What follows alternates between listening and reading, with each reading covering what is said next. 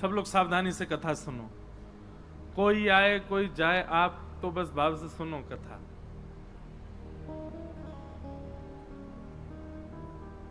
पंडित जी महाराज की वाणी में एक बात बड़ी बढ़िया लगती थी।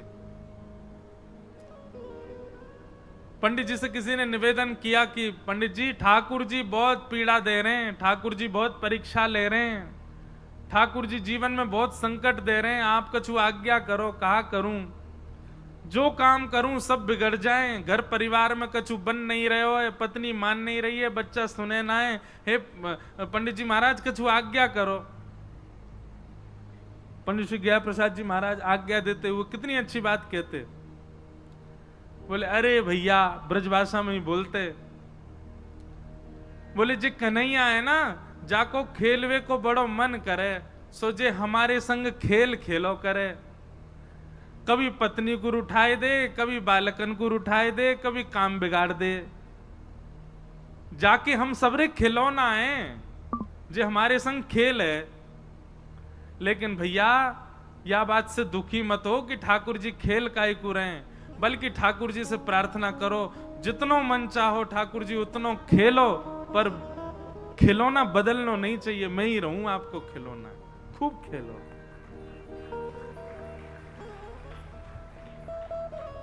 जैसो जीवन देनो है मुंह को दे दो, लेकिन नाथ मेरो त्याग मत करो। हरि जी मोरे। आज पूज्य गुरुदेव भगवान, हमारे पूज्य पिताजी महाराज, पूज्य गुरुदेव भगवान, दो संबंध हैं, गुरु स्वरूप भी हैं, पिता स्वरूप भी हैं, आज कथा में पधारे हैं। आप श्री को बारंबार प्रणाम है। बोलो वृंदावन बिहारी लाल की जय। हरि जी मोरे अवगुण चेतना धरो। यह भी एक सौभाग्य है ब्रज की कथा का कि पूज्य गुरुदेव भगवान, पूज्य पिताजी महाराज के भी दर्शन, और दर्शन तो का संग ही, अभी भोजन तो दोपहर को संग ही करके आए हैं लेकिन गुरु भावना से आप श्री के कथा में आगमन है जाए, न एक आशीर्वाद मिल जाए तो बहुत सुख मिले। आपकी ही कृपा प्रसादी है, आपकी ही कृपा दृष्टि, आपको ही आशीर्वाद है जो कुछ भी हम कह पा रहे हैं। अब पद तो ढूंढवे तो मिलेगा नहीं, लेकिन भाव बहुत सुंदर है वहां पर भी। बोले नाथ आपने मुझे बहुत बड़ा अनुग्रह किया। भगवान पूछ रहे हैं मैंने कहा अनुग्रह किया तुम पे, तो गोस्वामी जी कह रहे हैं, बोले आपने सबसे बड़ा अनुग्रह तो यही किया कि आपने मुझे मानव बनाया। श्रीमद् भागवत में भी भगवान कहते हैं, हृदय माध्यम सुलभम सुदुर्लभम प्लवम सुकल्पम गुरुकर्ण धारम मयानुकूलेन नभस्वतेरितम पुमान भवाब्धिम न तरेत्स आत्मा। मैंने मानव के ऊपर सबसे बड़ी कृपा यही की कि मैंने उसको मानव बनाया। अरे नित्य इसी बात का धन्यवाद कहो ठाकुर जी कि हमको आपने कोई जीव जंतु तो नहीं बनाया, मानव बनाया।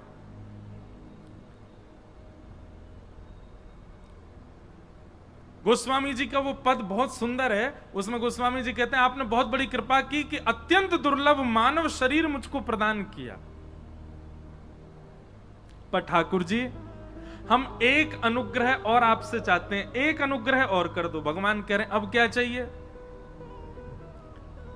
तब गोस्वामी जी कहते हैं कि संसार रूपी विषय सरोवर में मेरी मन रूपी मछली घूम रही है। बहुत ध्यान से सुनना, संसार रूपी विषय सरोवर में मेरी मन रूपी मछली डोल रही है। कभी या मन रूपी मछली को मन पानी पूरी पे अटक जाए, कभी डोसान पे अटक जाए, कभी लस्सी पे अटक जाए, कभी ब्रजवासी पेड़ा पे अटक जाए, कभी कहीं अटक जाए, कभी पल्ली गरी वारी पे अटक जाए, कभी छतवारी पे अटक जाए, कभी कहीं अटक जाए।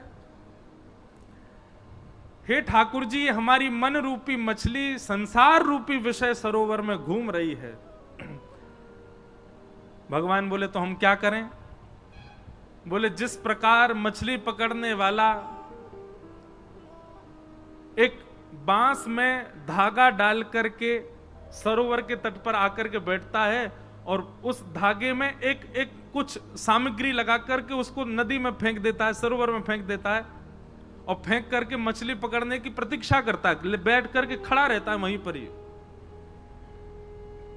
भगवान बोले तो बोले नाथ ऐसे ही आप अपनी कृपा रूपी वंशी लेकर के और अनुग्रह रूपी वो धागे में कछु कृपा बांध करके या विषय रूपी सरोवर में छोड़ दो। भगवान बोले तुम क्या करोगे? बोले आप खड़े खड़े इंतजार करो, विषय में घूमते घूमते घूमते घूमते जा दिन मेरो मन रूपी मछली आपके वह कृपा रूपी सामग्री से आकर के टकरा जाए, जैसे ही वह कांटे में फंस जाए, सोई रस्सी खींच करके मुंह को बाहर निकाल ली हूं। अब सुनने में तो आप लोगों को बड़ा सामान्य लगा, लेकिन ये भगवान को आज्ञा क्या दी जा रही है?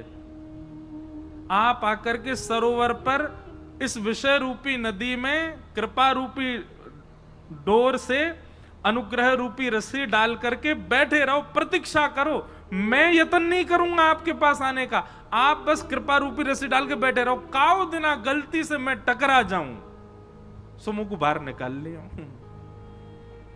भगवान बोले गोस्वामी जी बड़े चतुर हो आप, ऐसी चतुराई भक्तन में अच्छी है। सांसारिक चतुराई ठाकुर जी को प्रिय नहीं, लेकिन भक्ति में चतुराई हो तो ठाकुर जी को बहुत बढ़िया लगे।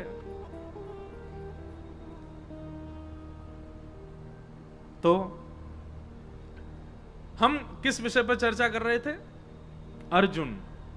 भगवान ने अर्जुन को ही क्यों स्वीकार किया? महाभारत में इतने पात्र हैं, केवल अर्जुन ही क्यों प्रिय है ठाकुर जी को? क्योंकि अर्जुन ने पूर्ण समर्पण किया है। करिष्ये वचनम तव, आप जो कहोगे वो मेरे लिए अध्यादेश है, उसके आगे किंतु परंतु नहीं कहूंगा मैं। इसलिए भगवान ने अर्जुन को स्वीकार किया। तो महाभारत का प्रसंग सुनाया गया। अब प्रसंग बहुत बार विस्तार से कहा है, थोड़ा हम आगे चलते हैं। प्रथम स्कंद विश्राम कर दें, कल फिर ठाकुर जी का जन्मोत्सव भी होना है, महापुरुषों के थोड़े वचनामृत भी सुनेंगे। तो अभी हम विषय जो प्रमुख हो उसको थोड़ा थोड़ा कह के चलेंगे।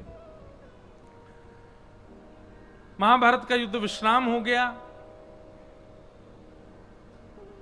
परंतु दुर्योधन ने बदला लेने के लिए अश्वत्थामा को भेज दिया और कहा जाओ जाकर के पांचों पांडवों को सोते हुए मार दो।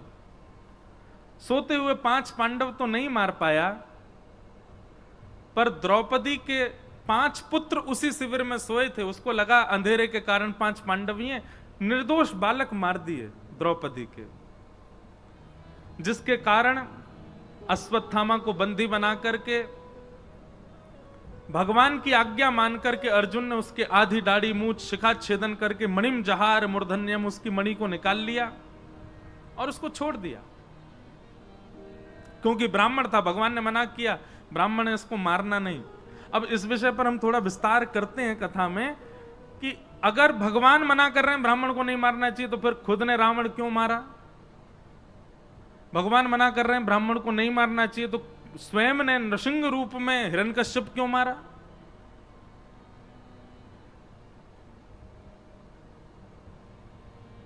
और जब स्वयं ने ब्राह्मण के रूप में ब्राह्मण का भी वध किया है, हिरण्यकश्यप का भी वध किया है, तो फिर आज अर्जुन से क्यों मना कर रहे हैं ब्रह्म बंधुर्ना हंतव्य?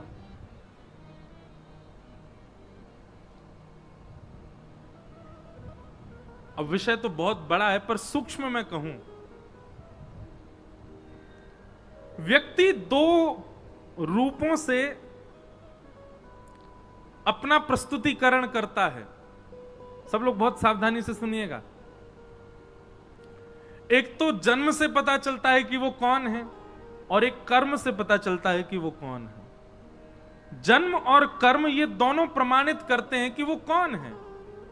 अब चाहे वो जाति हो, चाहे वो उसका स्वभाव हो, चाहे वो कोई संप्रदाय हो, सब उसके जन्म और कर्म से पता चलते हैं। पर ये बात आप सब भी स्वीकार करेंगे, पूरा विश्व स्वीकार करेगा, जन्म से आप चाहे जो भी हो, पर कर्म से अगर आप श्रेष्ठ हो तो ही श्रेष्ठ माने जाओगे।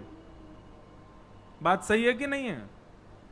अब जन्म से भले ही आप खूब ऊंचे कुल में हो, खूब श्रेष्ठ कुल में हो, अच्छे जाति में हो, अच्छे संप्रदाय में हो, अच्छे नाम गोत्र में जन्म लिया, लेकिन स्वभाव से बिल्कुल विपरीत हो। जैसे रावण पुलस्त ऋषि के खानदान में है, ब्राह्मण कुल है, सारस्वत ब्राह्मण है,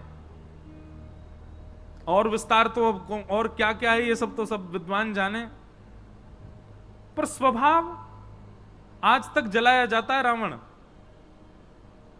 एक ब्राह्मण को पूरा विश्व जलाता है हर वर्ष, क्योंकि वहां पर ब्राह्मणत्व गौड़, ब्राह्मणत्व सूक्ष्म हो गया, उसके दुर्स्वभाव की वजह से उसका ब्राह्मणत्व नष्ट हो गया।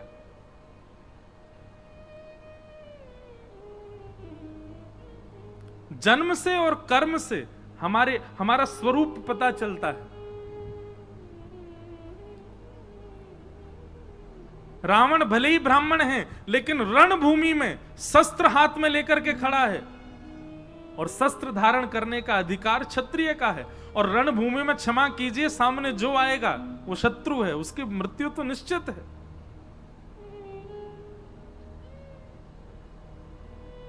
इसलिए वहां पर यह नहीं देखा गया कि वो ब्राह्मण है, सशस्त्र खड़ा है। शास्त्र हाथ में होने चाहिए ब्राह्मणों के, तो शस्त्र नहीं, वो शस्त्र लेकर के खड़ा है और रणभूमि में खड़ा है, युद्ध भूमि में खड़ा है।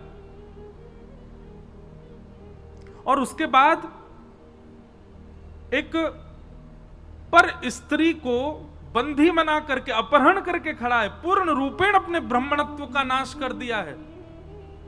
इसलिए ठाकुर जी ने वहां विचार नहीं किया है। और रही बात अश्वत्थामा की, आतताई है, रणभूमि में नहीं आया है। रणभूमि में अश्वत्थामा के पिता थे तो मारे गए,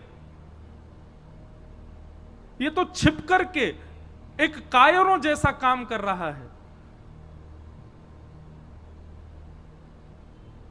भगवान ने एक प्रकार से उसको ब्राह्मण कहकर के छोड़ दो, इससे कोई भलाई नहीं, इससे कोई ऐसा नहीं कि उसके ऊपर कृपा की, बल्कि अश्वत्थामा को और बड़ा दंड दिया। अगर इसको मार दोगे तो इसकी मृत्यु 2 क्षण में हो जाएगी, ऐसा करके इसको जीवित छोड़ दो कि हर क्षण मरे। बल्कि भगवान ने तो उसको और कड़ा दंड दिलवाया है। अश्वत्थामा आज भी चिरंजीवी है, आज भी जीवित है, परंतु अपने चिरंजीव होने पर, अपने अमर होने पर अश्वत्थामा को कभी प्रसन्नता नहीं होती होगी, रोता ही होगा हर क्षण।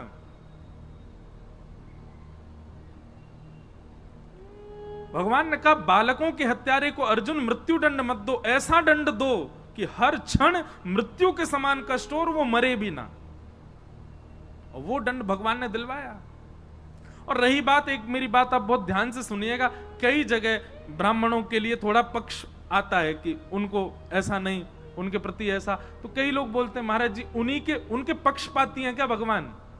हाँ हैं। एक बात ध्यान से सुनना, सबके लिए दंड का निधान है, सबके लिए भगवान कहते हैं तुम ही दंड दे दो, ब्राह्मण को दंड मत दो। तो हमको लगता है भगवान पक्ष कर रहे हैं, ब्राह्मणों के लिए इतनी छूट कर देते हैं। नहीं, भगवान कहते हैं बाकियों को दंड तुम दो, ब्राह्मणों को तो मैं दंड दूंगा। अरे मैंने ब्राह्मण कुल में भेजा, इतने श्रेष्ठ कुल में भेजा, इतना योग्य बना करके, उसके बाद भी दुष्कर्म। तो ब्राह्मण यदि कुछ गलत करते हैं तो भले ही समाज में उनको मुक्त कर दिया जाए, पर ठाकुर जी कहते हैं कि उनको तो फिर मैं दंड दूंगा। क्यों? क्योंकि श्रेष्ठ कुल में इसलिए थोड़ी भेजा है कि तुम यहां जाकर के ये सब करो। अश्वत्थामा को मुक्त नहीं किया भगवान ने, मृत्यु से भी बड़ा दंड दिलवा दिया, आज तक मृत्यु को प्राप्त कर रहा है। इस प्रकार पूरी लीला हुई। आगे फिर भगवान रथ में आरूढ़ होने लगे, सबसे बोले भैया अब सब हो गया है, सब कुछ व्यवस्थित हो गया, हस्तिनापुर के राजा बन गए, राज्य गद्दी पर युधिष्ठिर को बैठने की भगवान ने आज्ञा कर दी, सब कार्य सब निवृत्त होने लगे। भगवान जैसे ही जाने लगे, इतने में ही अश्वत्थामा ने संपूर्ण कुरुवंश को नष्ट करने के लिए, पांडवों के वंश में कोई तर्पण करने वाला ना बचे, यह विचार करके अभिमन्यु की पत्नी गर्भवती है, सगर्वा है, उसके गर्भ को नष्ट करने के लिए ब्रह्मास्त्र छोड़ दिया। और जैसे ही ब्रह्मास्त्र छोड़ा है, भगवान उसी समय रथ में बैठ करके जा रहे हैं और ब्रह्मास्त्र उत्तरा को मारने के लिए आ रहा है।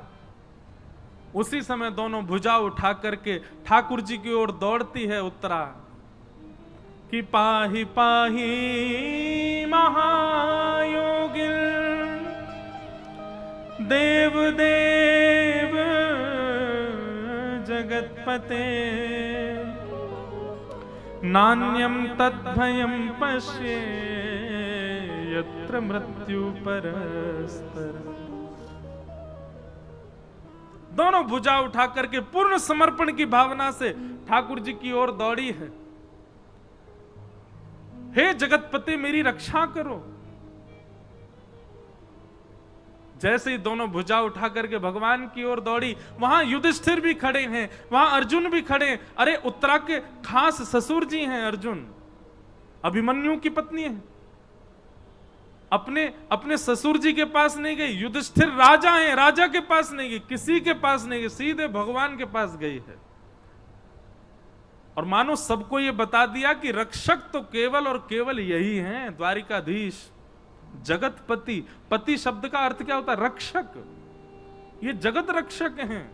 आप चाहे कितनी भी ऊंची पदवियों पर बैठे हो, चाहे कितने भी बड़े बलवान हो, पर विश्व रक्षक तो यही हैं। इसलिए किसी की शरण में नहीं गए। द्रौपदी ने जो गलती की थी चीरहरण के समय, सबके आगे हाथ फैलाए। आज उत्तरा ने वो गलती नहीं की, सीधी दौड़ी भगवान के पास। और मानो ऐसा विद्वज्जन कहते हैं कि उत्तरा ने भगवान से जाके कहा, मुझे भले ही कुछ भी हो जाए, मेरे गर्भ के बालक को बचा लीजिए, मेरे गर्भ के उस बालक को जीवित रखिएगा नाथ।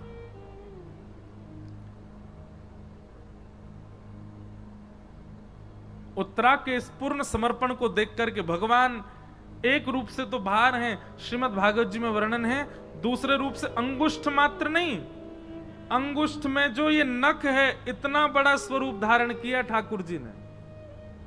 इतना बड़ा स्वरूप धारण करके ठाकुर जी उत्तरा के गर्भ में प्रवेश कर गए और अपनी गदा को इतनी द्रुत गति से घुमाया कि आकाश से आ रहा वो ब्रह्मास्त्र आकाश में ही नष्ट हो गया। भगवान ने उत्तरा के बालक की रक्षा की। ताली बजाने वाली बात ये नहीं थी, ताली वैसे तो थी, पर इससे भी श्रेष्ठ बात अब आएगी। क्या? जैसे ही सबको पता चला कि आकाश में ब्रह्मास्त्र नष्ट हो गया, तो सब लोग भगवान की जय जयकार करने लगे। अरे द्वारिकाधीश की जय, कृष्ण कन्हैया लाल की जय, देवकी नंदन गोपाल की जय। भगवान बोले, चुप चुप चुप, क्या कर रहे हो आप लोग? मेरी जय जयकार क्यों कर रहे हो? बोले, लाला तुम्हारी शरण में आई तो तुम नहीं बचा ली। बोले, मैं तो तुम्हारे सामने खड़ा हूं, मैंने तो कुछ किया ही ना, मैं तो यहीं खड़ा हूं, मैं तो हिलो भी ना अपनी जगह थे। तो बोले, फिर ये ब्रह्मास्त्र कैसे नष्ट भयो? तो ठाकुर जी बोले, ये तो उत्तरा के पातिव्रत और उत्तरा के जीवन की तपस्या का फल है कि उसने अपने तप बल से ब्रह्मास्त्र को नष्ट कर दिया। बात समझे? ये ठाकुर जी का स्वभाव है। क्रिया करने के बाद भी आपको ऐसा दर्शाते हैं कि आपने ही किया था, भगवान ने कुछ नहीं किया।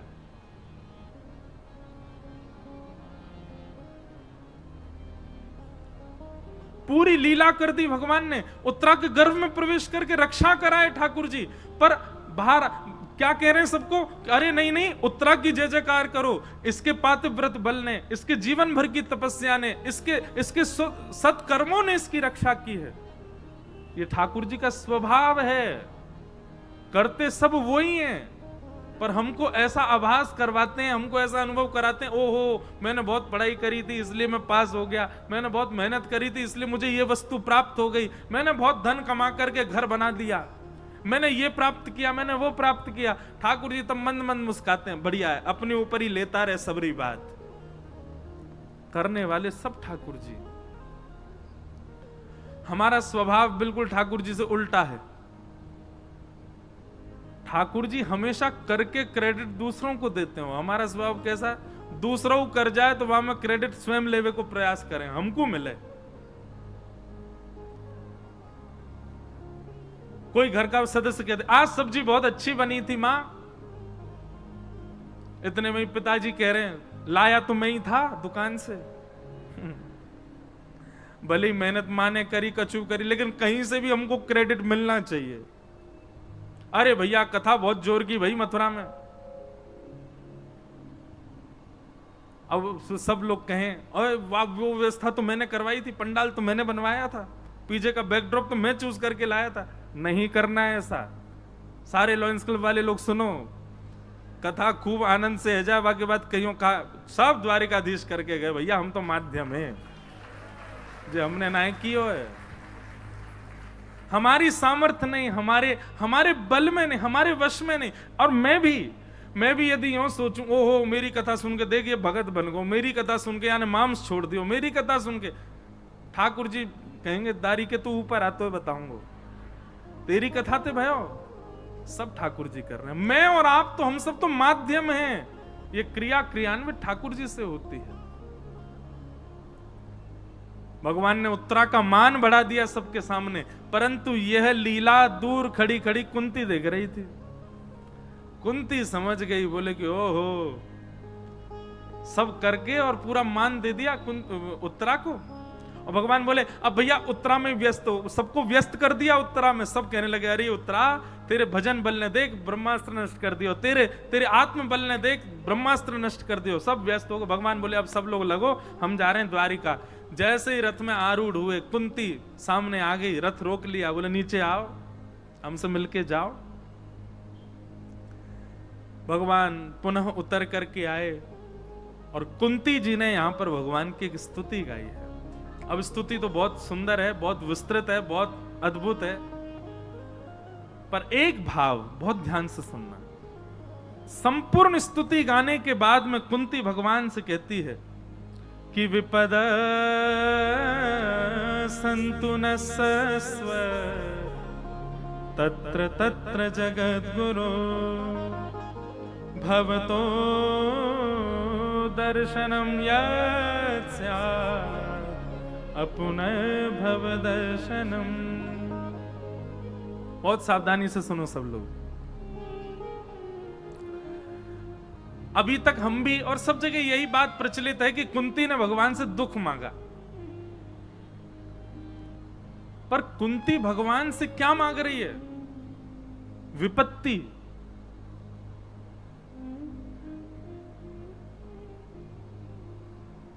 कुंती सिचुएशन मांग रही है ठाकुर जी से। और सिचुएशन कैसी मांग रही है?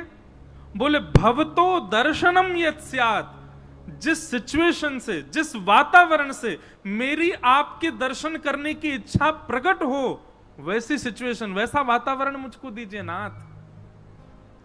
परंतु हम मानव हैं, हमारा स्वभाव ऐसा है कि कष्ट की घड़ी में ही हमको ज्यादा ठाकुर जी याद आते हैं। इसलिए कुंती कह रही है कि नाथ मुझे विपत्ति प्रदान करो, मुझे कष्ट दे दो। संसार में जितनी विपत्तियां सब मेरे जीवन में आ जाएं। क्यों? क्योंकि विपत्ति की स्थिति में आपकी स्मृति बहुत ज्यादा होती है। भगवान बोले प्रमाणित करके दिखाओ। तो कुंती कहती हैं, बोले देखो मेरे बालकों को अज्ञातवास 14 वर्ष का वनवास मिला, आप हमारे साथ थे। लाक्षा भवन में जलाने का प्रयास किया, आप हमारे साथ थे। दुर्वासा ऋषि अपने 1000 शिष्यों के साथ प्रसाद पाने आ गए, आपने हमारी रक्षा की। और जब आज मेरे पुत्र हस्तिनापुर की गद्दी पर बैठ गए, राजा बन गए और महाभारत युद्ध जीत गए, माने कि दुख की घड़ी खत्म होती, जैसे सुख आया आप रथ में बैठ के द्वारिका जा रहे हो। नाथ हमें वो संपत्ति नहीं चाहिए, हमें वो सुख समृद्धि नहीं चाहिए जिसमें आप ऐसे छोड़ के चले जाओ। हमें वो विपत्ति बार बार चाहिए जिसमें आप हमारे साथ रहो। कुंती सुख या दुख से कुंती का कोई लेना देना नहीं। कुंती का लेना देना है भवतो दर्शनम यत् स्यात्। कैसे, जिससे भी आपका दर्शन हो वो मुझे चाहिए। ऐसी स्थिति हमारी हो जाए। ब्याह करना है, पति कैसा हो? बोले ऐसा हो, हे राधारमण लाल जी, हम आपसे जितना प्रेम करते हैं हमसे ज्यादा आपसे प्रेम करें। पत्नी कैसी चाहिए? बोले जितना हम आपसे स्नेह करते हैं, जितना हम आपकी कथा में रुचि रखते हैं, हमसे ज्यादा रुचि रखने वाली। अभी क्या हमारे गुण अलग हैं? हम सुंदरता देखते हैं, हम स्वभाव देखते हैं, हम धन देखते हैं, हम संपत्ति देखते हैं। अरे भक्ति भी तो देखो, आपसे अधिक भक्त हो ऐसा भाव रखो। संतान की कामना, तो संतान की कामना में भी यही बात, सुंदर हो, ऐसा मुख हो, गोल मटोल हो, हेल्दी सा हो, ऐसा हो वैसा हो। अरे विष्णु आराधनार्थाय, कैसी भावना रखो, हे द्वारिकाधीश ऐसी संतान प्रदान करना जितना मैं और मेरे पति आपसे प्रेम करते हैं, हमसे दुगना प्रेम आपसे करने वाला पुत्र हो, ऐसी पुत्री हो। हे यमुना मैया, हम जितना आपसे स्नेह करते हैं, हमसे अधिक स्नेह करने वाली संतान हमको प्राप्त हो। हम हर वस्तु में भगवत भाव क्यों नहीं रखते जैसे कुंती रखती है? बात सुख की नहीं है, बात दुख की नहीं है, बात यह है कि हर स्थिति में भगवत प्रिय थे हमारा भाव हो।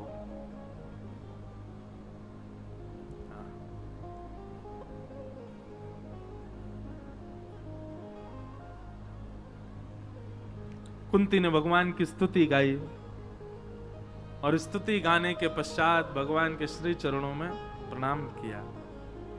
कुंती की स्तुति के प्रारंभ में भी नमस्ते है और कुंती की स्तुति के विश्राम में भी नमस्ते है।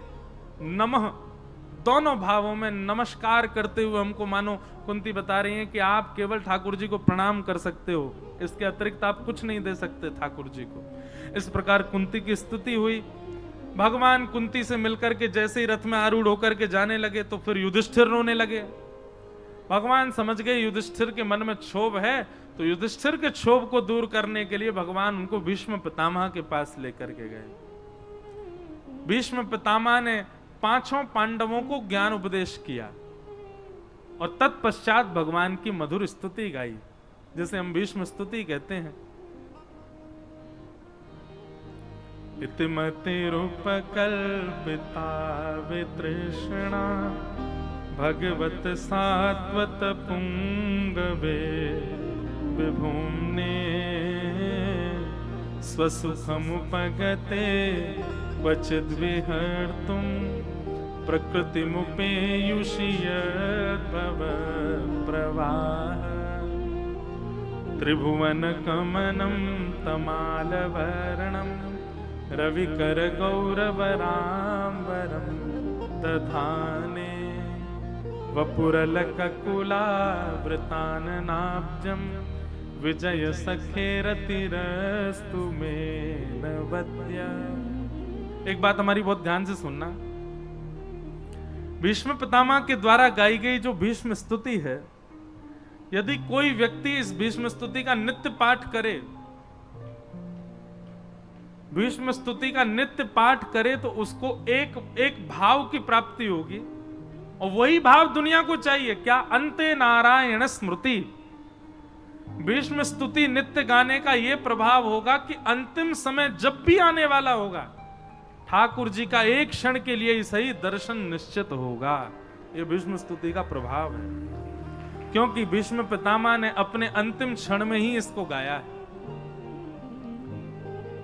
बहुत सुंदर है भीष्म स्तुति, इतनी सुंदर है, अगर उसका विस्तार करने पे आए तो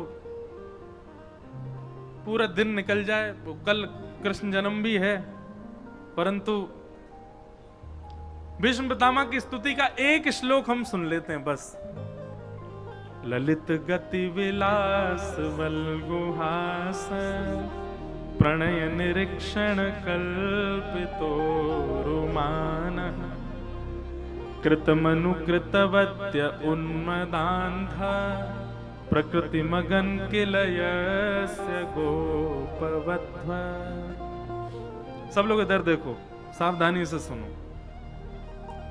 भीष्म पितामह पूरी स्तुति गाते हैं और पूरी स्तुति जैसे विश्राम की ओर जाती है, स्तुति विराम देने से पहले भीष्म पितामह ब्रजमंडल को याद करते हैं। भीष्म पितामह मानो भगवान से यह कह रहे हैं कि नाथ, मैंने आपके अनेक रूपों का दर्शन किया, जब आप रथ हाँकते थे आपके उस रूप को भी मैंने देखा, शंख चक्र गदा पद्मधारी चतुर्भुज रूप का भी मैंने दर्शन किया, विराट रूप का भी मैंने दर्शन किया, द्वारिकाधीश रूप का भी मैंने दर्शन किया, आपके अनेक रूपों का मैंने दर्शन किया है, बस एक रूप से अभी तक वंचित हूं। भगवान बोले कौन सा? ललित गति विलास वल्गुहास। बोले नाथ, जो आपकी ये टेढ़ी मेढ़ी चाल है, वृंदावन में जैसे आप चलते हो, एक पद गाते हैं ना आपके, आप भी गाते हैं, सब ही अंग को बाको गिरधर, सब ही अंग को बाको, बाकी चाल चलत गोकुल में छल छबीलो बाको, सब ही अंग को बाको। भीष्म पितामह कह रहे हैं नाथ, मुझे आपका वो रूप देखना है। बोले कैसे? जो टेढ़ी मेढ़ी चाल आप चलते हैं ना, एक पाम यहां, एक पाम वहां, एक पाम कहीं, अपनी कमर मटकाते भय, अपने सिर को नेक झुकाते भय, अपनी पाग को नेक संभालते भय, आहा, पाग टेढ़ी सिधरे वापे मोती लटकन। भीष्म पितामह कह रहे हैं मुझे ऐसा रूप देखना है। कैसा रूप? पाग टेढ़ी सिधरे वापे मोती लटकन,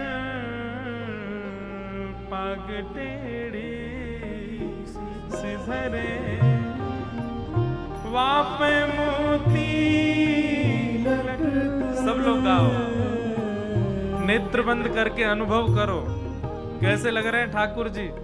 टेढ़ी सी पाग पहन रखी है, वहां पे मोतीन की लटकन है, और जब जब अचक अचक के चले तो महाराज मोतीन की लड़ गालन से छुप रही है ठाकुर जी के। पाग टेढ़ी सिधरे वापे। बोले आप जगत नियंता हैं, आप जगदाधार हैं, आप त्रिलोकीनाथ हैं, पर गोपियां आपको मक्खन के बहाने ले जाती हैं, और मक्खन के बहाने ले जाके लाला मक्खन खाएगा? बोले हाँ खाऊंगा। बोले पहले बंदर की तरह खो खो करके दिखा। आप त्रिलोकीनाथ बंदर बन जाते हैं। गोपियां कहती हैं लाला दूध पिएगा? बोले हाँ पीऊंगा। बोले पहले नृत्य करके दिखा, तो आप नृत्य करने लग जाते हैं। वो कृतमनु कृतवत्य उन्मदांध प्रकृति मगन किल यस्य गोपवध्व।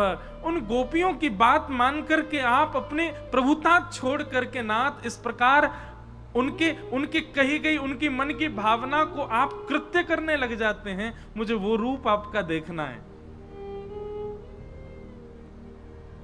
भगवान भीष्म पितामह से कह रहे हैं वाकई यहाँ तो ब्रज में आना पड़ेगा। तो मानो अपनी स्तुति के विश्राम सत्र में श्री भीष्म पितामह ब्रज को याद कर रहे हैं, ताकि अगला जन्म मेरो ब्रज में जाए, मैं भी ऐसे दर्शन करूं ठाकुर जी के। बोलो वृंदावन बिहारी लाल की जय। अभी तो एक ही श्लोक सुनो, ऐसे भीष्म पितामह के 14-15 श्लोक हैं। अद्भुत स्तुति है, सबको प्रणाम मात्र करते हैं। आगे बंधुओं, वही बालक जिसकी भगवान ने गर्भ में जाकर के रक्षा की, उनका जन्म हुआ, नाम उनका परीक्षित रखा गया।